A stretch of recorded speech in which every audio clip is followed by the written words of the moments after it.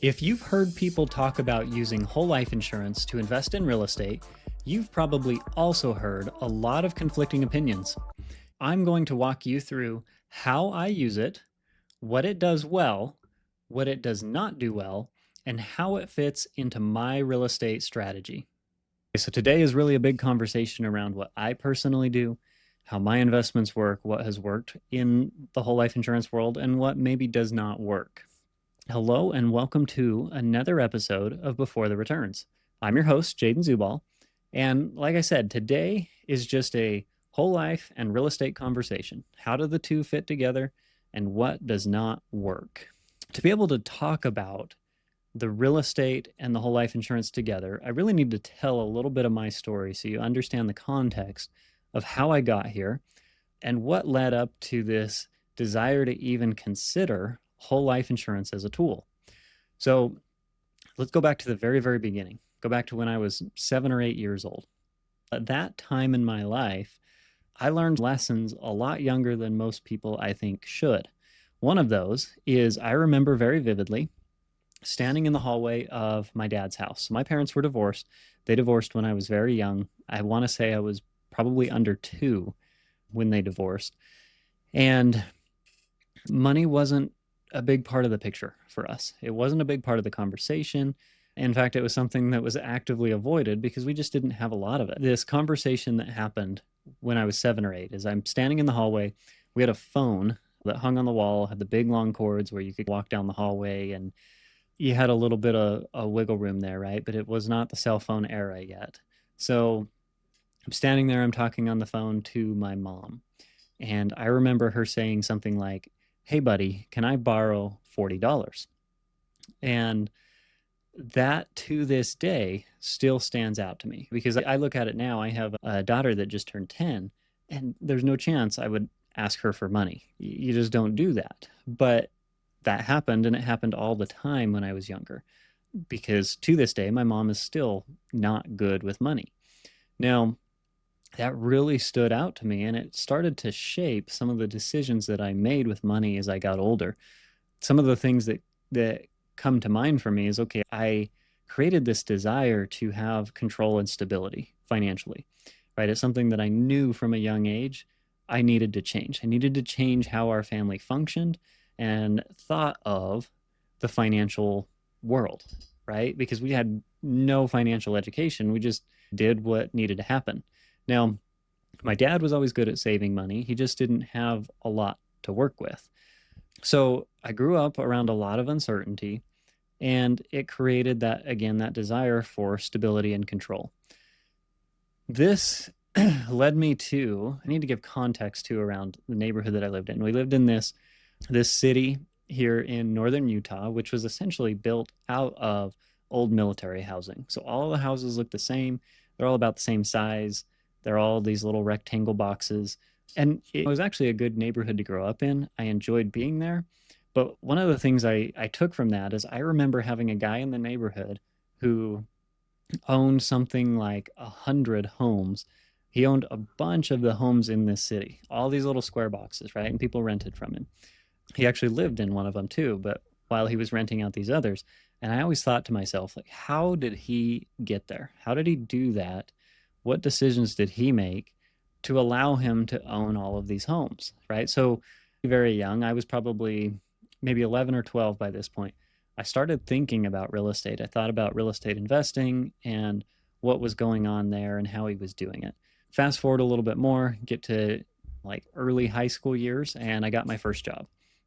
I started working, started saving, bought my first car, and I'm saving up money again with this same goal of, okay, I think I'm going to go to college, but I also think I want to buy my first house. I would love to buy that first house as soon as I possibly can.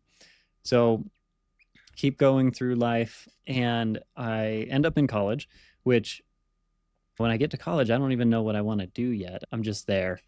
And I'm saving consistently. I'm doing well in my work, but I end up in an economics degree, and I end up going to business admin, and I'm bouncing around through a couple of different things, figuring life out. Because in the end, my goal is still to buy real estate. It's not really to go to school. And so I do end up graduating from college, but by the time I do that, I've already found some other things that have become even more important to me. So I wasn't looking for a magic investment. I was looking for a system that supported long-term real estate investing. Okay, so if I'm looking for this system, I'm saving consistently. I'm really focused on this goal of buying real estate. I'm halfway through school at this point, halfway through college. And I remember sitting down at the computer, getting on some classified ads, and I'm just looking through different financial jobs, right? Because again, from a very young age, I knew that this is the direction I wanted to go. So I'm looking through different things, and I come across this company called Paradigm Life. Stumbled across the name, started reading through the descriptions, and it looked really interesting. So I called them up, went in, had an interview, got the job. Started working with them, but I still didn't fully understand what it was that we did there. And after just a couple of months, I'm getting deeper and deeper into this idea of whole life insurance and how whole life insurance can play a role, because I'm watching the guys around me who work in the same office, and many of them are real estate investors. Some of them own 20, 30, 40 properties. So they've got a lot going on in the real estate space. And I start asking questions, start digging into it. What did you do to start investing in real estate? How is this working? Where are you buying properties? All of those type of questions. And this repeating theme kept coming up, and it was, I'm using my whole life insurance. I'm putting my money into my whole life insurance. So the savings, the money that I'm already putting into my bank account anyway, I'm just putting up a good portion of that through the whole life. And then I'm using that insurance policy to buy my real estate. I didn't even know that existed at first. So when I figured out that this company sells whole life, I didn't understand that's something that could be done with it. So naturally, I had some skepticism, and I needed to spend more time around it. I typically am a pretty analytical person, and I like to dig into the details. So that's exactly what I did. I spent the next couple of months just digging into the details, learning exactly what these guys were doing and how they were doing it. And some realizations that I came to are: one, whole life insurance is not an investment. Okay. It's just a financial tool. It is a tool that we can use to enhance our investments, but it is not the investment itself. So just like in real estate, if you're going to build a house, or if I'm going to go in and rehab a home, you need a handful of different tools, right? Might need saws, hammers, nails, screwdrivers, drills, all these different things. And that's going to help you build the home. If you want to build your financial picture, you need the same type of tools. Whole life is just one of those tools. It fills its role, and it does a really good job at its intended purpose. But if you're trying to use it for the wrong purpose, you will not be able to accomplish your goal, period. Okay, so let's get back to the story then for a minute. At the time that I started working for this company, I mentioned I was in school, getting closer to my degree, but I wasn't quite there yet. And I was 22 years old. I was making roughly $40,000 a year, a modest income. And I started funding this policy with roughly $7,000 a year. Okay, so modest income, modest savings. And I started reasonably small with the whole life on purpose because I needed to understand it well. If we look at today, I'm funding quite a bit more into whole life insurance, but it's because I understand it very well. I know exactly what I'm doing with it, and I've been doing it for a long time now. But it doesn't mean you have to start that way. So you don't have to be wealthy to use whole life insurance, which I think is a huge misconception. I hear it all the time, that whole life insurance really only makes sense for wealthy individuals. I will say that it does help when you build wealth. It makes the whole life even more productive because you're able to fund it more, but it doesn't change the fundamental outcome, which is that whole life insurance serves its purpose in both scenarios, right? Whether I was making 40,000 a year or 400,000 a year didn't change what the whole life was doing. It just changed how much money I was putting into it, right? That's it. You still are going to get the same outcome out of it though. How did this lead into my real estate then? As I mentioned, many of the people that I worked with were buying a number of properties, some of them 20, 30 plus. And as I talked to them about it, I talked to them about how they were using their real estate to do it. One of the other repeating themes that came up is they were buying in states like Tennessee, Florida, Ohio, Alabama, buying some properties in Utah where we lived, and that's where our office was based out of. But a lot of them were buying all over the country as well as in Utah. So I had to understand this deeper as well. And this led me to the first property I ever purchased, I bought in the state of Florida. And I bought what's called turnkey real estate. So, turnkey real estate is essentially properties that are already rehabbed and already up and running, with typically having a property manager in place, and they might already be leased out as well before the investor, being you and I, come in and actually buy the property. So, in Florida and in the next state that I bought, which was Tennessee, what I found is that there's very much a cash flow focus in those states. So, how much income I can create each month, not so much appreciation, right? The property values didn't seem to increase very much, even over extended periods of time. I'd get 5, 6, 7, 8 years into it, and my property values were higher, but not by significant numbers. So, this was very much a cash flow play, not so much an appreciation play. But the way that I bought these properties ties back in the whole life, right? Because what I had done is I had been saving for all these years before, mostly in my bank account until I found the whole life. And then I moved money from the bank account into the whole life. And I took policy loans. So I took loans against the whole life insurance to buy these properties. So that was the Florida property and the Tennessee property. And that's really what started my real estate journey. And I sat on these two properties for a few years and just played it out, just let things do what they were going to do. And during that time, I would use any cash flows that we would get from the real estate to pay back my policy loans. So to fund the money back into the life insurance policies. Okay. And that leads into something that I like to call being an honest banker. So if you're an honest banker, what it means is that when you borrow money from yourself, or you borrow money against your life insurance policies, or you take it out of your savings account, it doesn't matter what you're doing in terms of where the money comes from. An honest banker makes sure that they pay that money back. Okay. Because if you were to go to take a loan from the bank, guess what? You're going to have to pay it back. When you take money out of your savings account, or you take money against your life insurance policy, you're not technically required to pay that money back. The insurance company does not send you to collections. They don't send you monthly bills. They don't tell you there's a monthly payment on that loan, which is a pro and a con, right? It means you have the freedom to decide when you're going to pay it back and how you're going to pay it back. But you have to be disciplined enough to say, okay, I'm actually going to make the decision to pay this back. Because in the end, if you want good results, if you want long-term stable wealth, you have to pay yourself back. You have to put money back into the policies in order to get the results that we're talking about here.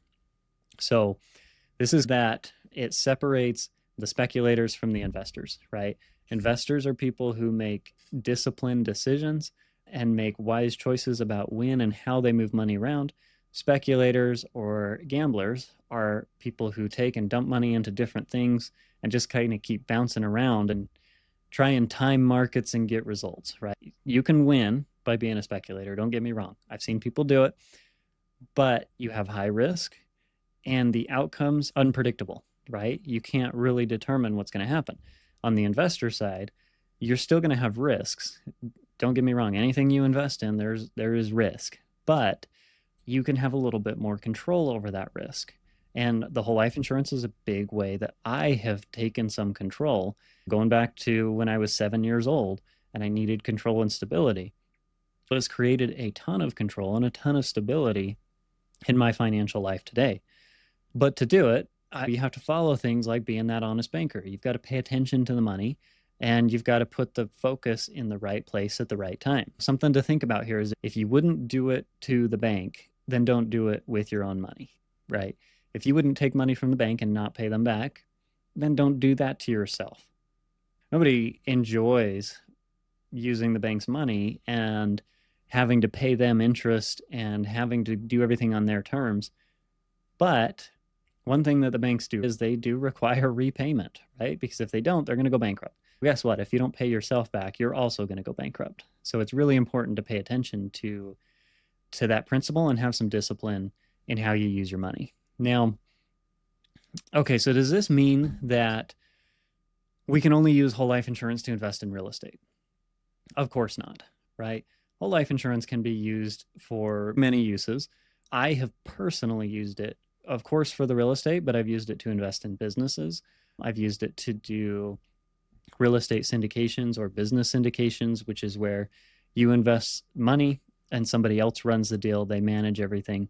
And then I've used it even for things like medical bills. I have 6-year-old twins, and when they were born 3 months early, so they spent a long time in the hospital. We had significant medical bills from that, much of which was paid by our health insurance. But then there was a portion left to us.